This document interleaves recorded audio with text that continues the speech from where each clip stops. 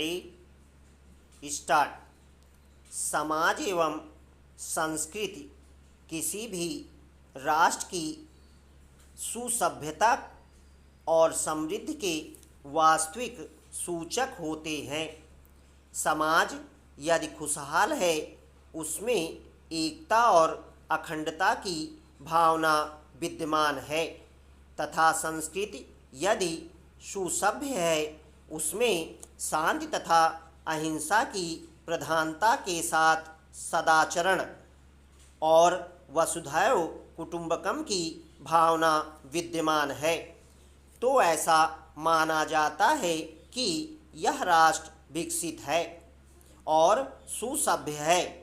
भारत में सभ्यता एवं संस्कृति प्राचीन काल से ही समृद्ध रही है। हमारी सभ्यता एवं संस्कृति की नींव इतनी मजबूत थी कि प्राचीन काल से लेकर आधुनिक काल तक अनेकों विदेशी सभ्यता एवं संस्कृति के संपर्क में आने तथा उनके बल प्रयोग के बावजूद हमारा महल ढह नहीं सका। हाँ, लगातार आक्रमणों तथा जबरदस्त शोषण और अशिक्षा के कारण इस महल में कुछ दरारें अवश्य पड़ गईं। प्राचीन काल में शक, हूण, यवन आदि आए, मध्यकाल में तुर्क और मुगल आए तथा आधुनिक काल में फ्रांसीसी, डेन, पुर्तगाली और अंग्रेज आए। हम भारतीयों ने वसुधैव कुटुंबकम और अतिथि देवो भव की मान्यता के आधार पर सबों को अपने यहाँ स्थान दिया और उनके साथ घुल मिल गए।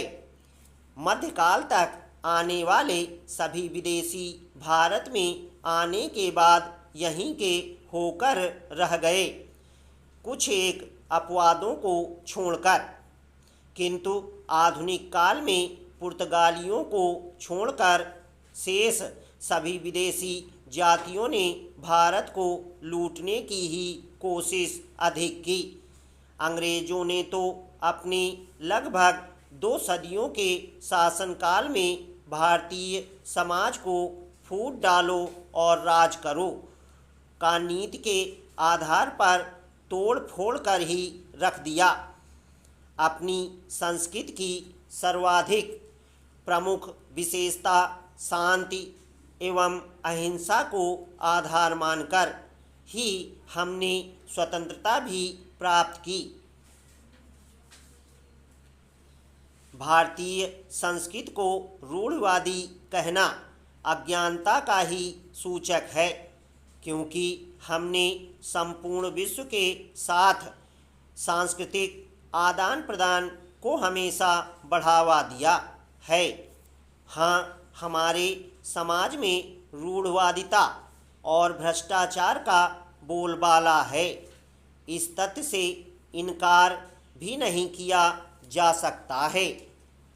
प्राचीन काल से लेकर आधुनिक काल तक के भारतीय समाज पर यदि गहरी दृष्टि डाली जाए तो यह स्वतः ही स्पष्ट हो जाता है कि कुछ एक अपवादों को छोड़कर हमेशा समाज पर पुरुषों का दबदबा रहा है और महिलाओं को हीन दृष्टि से देखा जाता रहा है।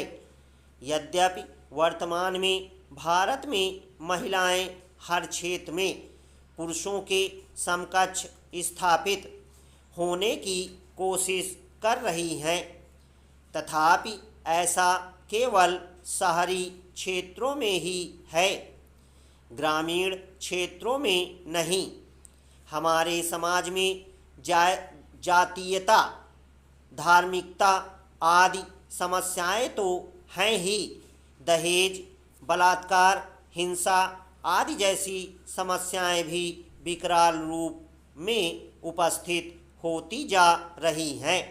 रूढ़िवादिता और भ्रष्टाचार हमारे समाज के लिए पूर्ण सूर्य ग्रहण की भांति हैं और इसकी समाप्ति के बिना प्रकाश अपनी चमक से भारत को पूर्णता के साथ प्रकाशित नहीं कर सकता।